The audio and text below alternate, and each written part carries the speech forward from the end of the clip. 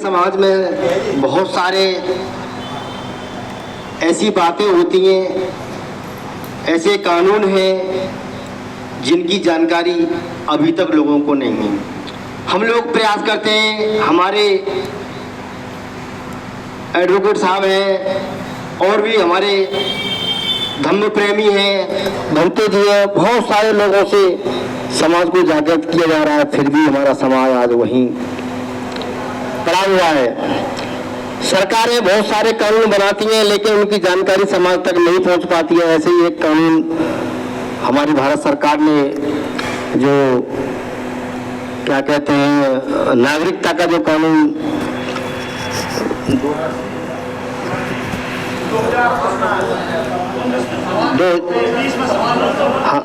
हाँ, तो उसके बारे में समाज में बहुत जानकारी कम है, तो मैं कहूँगा सर से कि 2 शब्द उसके बारे में जानकारी दी जाए। तो देखिए, आपका सवाल जहां तक मैं समझता हूं नागरिकता के विषय में है। प्लीज बैठिए आप।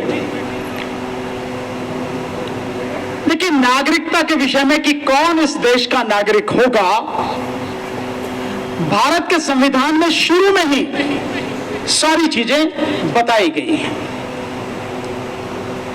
और उसके साथ साथ उसमें यह भी कहा गया है कि संसद इसके लिए कानून बनाकर लेकर आए।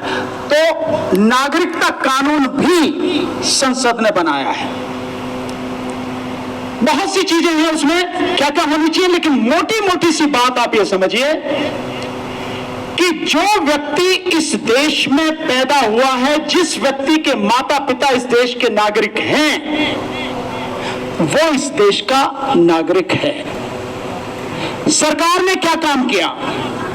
सरकार ने जब ये सीए एनआरसी जो लेके आई,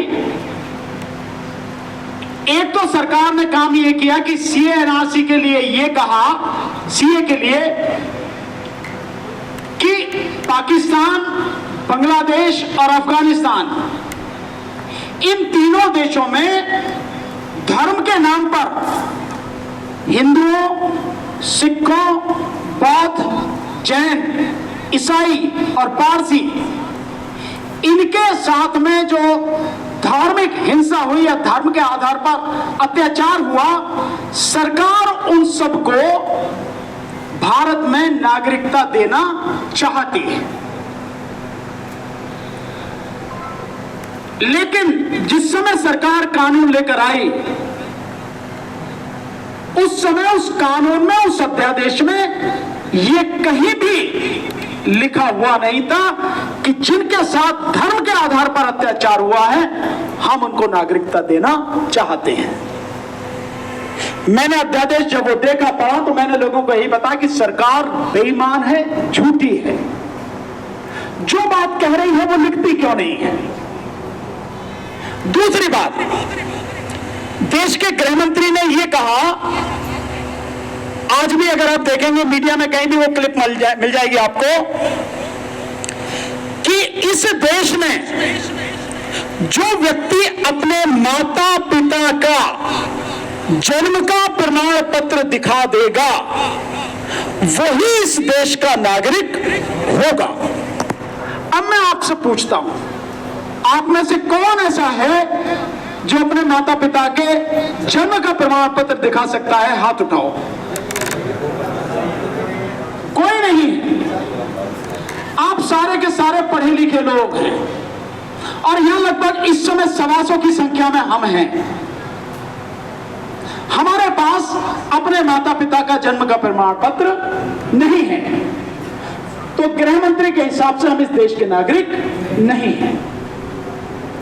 यह सवाल हमने आरटीआई में पूछा, तो आरटीआई में जवाब आया, हमने ये पूछा कि देश के प्रधानमंत्री इस देश के नागरिक हैं या नहीं हैं?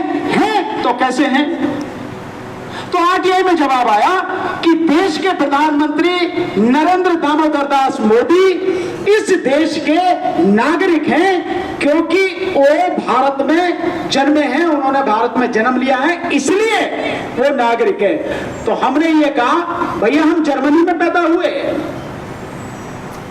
हम अमेरिका, इंग्लैंड या पाकिस्तान में पैदा हुए हैं, अगर देश का प्रधानमंत्री भारत में पैदा होने की वजह से जन्म से नागरिक है, तो हम सारे भी इसी देश में पैदा हुए हैं, हम भी नागरिक हैं। सरकार में दम है तो हमारी नागरिकता खत्म करके देखा, हम बताएंगे। आज तक नहीं कर सके सर। हमने ये लिख के पूरे में सोशल मीडिया पे हमने पूरा आरटीआई की कॉपी और लिख के अपनी तरफ से पूरे देश में हमने सोशल मीडिया पे भरा और सबको कह दिया इसकी कॉपी निकाल कर रख लो, जब कोई आता है उससे पूछना पहले बता, बाकी फिर मुझे फोन करना, मैं बताऊंगा क्या है सरकार। तो आप इस देश के नागरिक, ये बिल्कुल उनके हाथ में कॉपी है, वो कॉपी उनके हाथ में, ये नीचे आरटीआई है, ऊपर मेरा नाम लिखा है, वो सारी चीजें।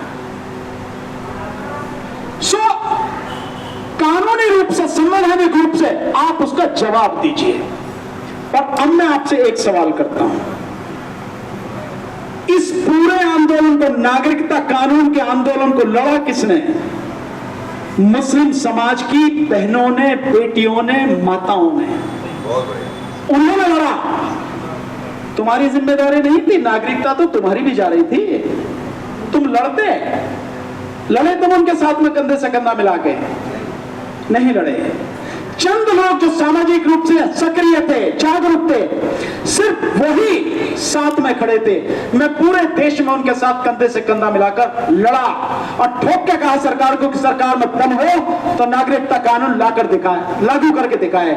सरकार ने संसद के दोनों सदनों में, राज्यसभा लोकसभा में पास करा लिया, राष्ट्रपति के सिग्नेचर करा लिए, नोटिफिकेशन जारी कर दिया, लेकिन आज तक भी हिम्मत नहीं है सरकार की कि उसे लागू करके दिखा। और आज भी यही कह रहा हूं कि सरकार के घुटने में अगर दम है तो नागरिकता कानून लागू करके दिखा, हम बताएंगे उसे कैसे लगेगा। जिम्मेदारी आपकी भी थी, पर आप उस चीज को समझ नहीं पाए। सरकार ने जो माहौल बनाया, उसने माहौल बनाया कि ये मुसलमानों के खिलाफ नहीं, मुसलमानों के खिलाफ नहीं, इस देश की 120 करोड़ आबादी के खिलाफ था। और इस सरकार के जितने भी काम हैं आज भी इस देश की 120 करोड़ आबादी के खिलाफ ही है। नाम केवल सामने जो रखा जाता है वो मुस्लिम समाज को रखा जाता है, ताकि आपको धोखे में रखा जा सके, आपको मूर्ख बनाया जा सके, आप उनके साथ न खड़े हो सके, इस षड्यंत्र के तहत किया जाता है। नहीं तो उसका हर कदम आपके खिलाफ है। जो कृषि कानून थे, कृषि कानून किसके खिलाफ थे? केवल किसानों के खिलाफ, हर एक के खिलाफ थे। भाई जब सारी जमीन, उसमें पैदा होने वाली सारी चीजें चंद लोगों के हाथ में आ जाएंगे, तो जैसे चाहेंगे वैसे करेंगे कि नहीं करेंगे? करेंगे नहीं करेंगे? तो उसका असर किस पे पड़ेगा? सब पे पड़ेगा। और अगर किसान बर्बाद होता है तो किसानों की संख्या इस देश में है 14 करोड़ 64 लाख। 14 करोड़ 64 लाख किसान हैं, जिसमें 12.5 करोड़ छोटे किसान हैं, सीमांत किसान हैं, जिनके पास 5 एकड़ से कम जमीन है। और इनके साथ में जो खेतीहर मजदूर हैं, यानी किसानों के यहां जो काम करते हैं, उनकी संख्या इस देश में है 10 करोड़। 10 करोड़ परिवार है वो परिवार, और वो 14 करोड़ 64 लाख परिवार हैं। कुल मिला के किसान और खेतीहर मजदूर, इनकी संख्या इस देश में 25 करोड़ परिवार। मतलब अगर एक परिवार में 4 लोगों को मिनिमम मान लो तो 100 करोड़ लोगों की जिंदगी उस जमीन पर जुड़ी हुई है। तो आप सबको साथ नहीं देना चाहिए था किसान आंदोलन में? कुछ साथियों ने दिया, बाकी समाज सोता रहा। है नहीं है? ये चीज इसलिए बता रहा हूं कि हमें भी समझने की जरूरत है कि सरकार जो काम कर रही है, वो जो दिखा रही है, क्या वही है या उसके पीछे कुछ और है? उसकी नीयत कुछ और है, उसका षड्यंत्र कुछ और है। और मोदी सरकार के विषय में, और मैं नाम लेके कहता हूं कि मोदी के विषय में तो आप निश्चित रूप से मान लिए, जो दिखा रहा है वो किसी हालत में है नहीं, और जो दिख नहीं रहा वो ही होगा। उसके करने में, उसके कहने में, उसके बोलने में जमीन आसमान का अंतर है। और उसका केवल एक टारगेट है, आपको यानी इस देश की 120 करोड़ आबादी को कैसे गुलाम बना दिया जाए। सारा उसका राजनीति और सब कुछ इसी बात पर चल रही है। मैं सिर्फ आपको यह समझाना चाहता हूं इस बात को कहकर, सरकार के जो भी कदम हैं उनको गहराई से जानने की कोशिश कीजिए। अगर उन्हें नहीं जानेंगे और उनका विरोध नहीं करेंगे, बहुत बड़ी मुसीबत होगी। साथियों, अगर नागरिकता चली जाती है किसी व्यक्ति की, उसका असर क्या पड़ता है, इसे समझने की कोशिश कर रहा हूं। अगर आप इस देश के नागरिक नहीं हैं, तो इस देश में आप किसी भी तरह की नौकरी करने के हकदार नहीं हैं। आप कोई बैंक अकाउंट खोलने के हकदार नहीं हैं। आप कोई जमीन जायदाद, घर, मकान, दुकान खरीदने के हकदार नहीं हैं। और अगर ये आपके हैं तो क्योंकि आप नागरिक नहीं हैं और ये नागरिकों का अधिकार है, तो आपकी जमीन जायदाद, पैसा कुछ भी होगा, सरकार उसे जब्त कर लेगी। दूसरे, अगर आप नागरिक नहीं हैं तो आपको वोट देने का अधिकार नहीं है।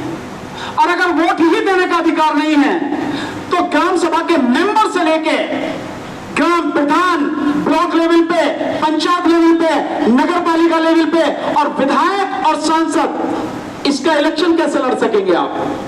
नहीं लड़ सकेंगे आप। तो जब आप इलेक्शन नहीं लड़ सकेंगे तो आप सरकार में कैसे शामिल होंगे? नहीं होंगे आप। और जब आप सरकार में ही नहीं है तो सरकार जो मन में आए करे, आप क्या कर लोगे उसका? और सरकार तो कर ही रही है, आपके सारे अधिकारों को छीनने का काम तो कर ही रही है। ये तो तब कर रही है जबकि संविधान है, और ये तो तब कर रही है जबकि आपके लोग वहां बैठे हैं। अगर कोई होगा ही नहीं तो कुछ भी करे, आप क्या कर लोगे? सेना उसके हाथ में, अर्धसैनिक बल उनके हाथ में, पुलिस उनके हाथ में, हर तरह का प्रशासन उनके हाथ में, क्या कर लोगे आप? और हकीकत में इस देश में जो भी लड़ाई है, मेरे अपने जीवन की जो मतलब जितनी भी समझ है, जो मेरा ज्ञान है, वो ये कहता है इस देश में लड़ाई केवल और केवल सत्ता की लड़ाई है, बाकी कोई और लड़ाई नहीं है। जितनी भी लड़ाई है और धर्म और जाति की और ये सब है, उस सत्ता के लिए ही कराई जाती है। यही इस देश की सच्चाई है। तो नागरिकता कानून, नागरिकता जाने से इतना बुरा हाल होता है और सरकार यही चाहती है, आरएसएस यही चाहती है, नरेंद्र मोदी यही चाहता है। हमें सावधान रहने की जरूरत है। अब दूसरी बात यह है कि इस समय एक चर्चा, अभी जब मैं आया तो मेरे साथी सब बात कर रहे थे, डॉक्टर साहब भी और भी साथी,